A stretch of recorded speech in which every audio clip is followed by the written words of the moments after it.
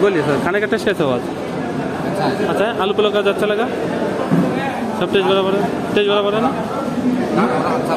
दाल ज़्यादा अच्छा लगा? चलिए थैंक यू। वीडियो ले रहे हैं, बोलिए टेस्ट कैसा हुआ? टेस्ट अच्छा हुआ ना? वो चेंज कर लीजिए, कोई मुश्किल नहीं, ठीक है? आपको अच्छा लगा खाना? कोई मुश्किल नहीं है ना? चलिए थैंक यू। खाने का टेस्ट कैसा लगा बोलिए? वीडियो ले रहे हैं। सब्जी वगैरह सब सही है ना? सब बराबर है? सब कुछ बराबर है, सब बराबर है। चलिए थैंक यू। बोलिए सर, खाने का टेस्ट कैसा हुआ? बराबर है? सब ज़्यादा अच्छा लगा? कोई मुश्किल नहीं है ना? चलिए थैंक यू। बोलिए खाने का टेस्ट कैसा हुआ? अच्छा है? सब्जी अच्छा लगा ना?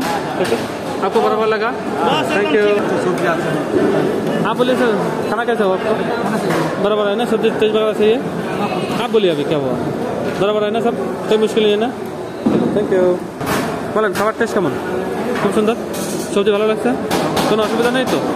কোনো অসুবিধা? Thank you.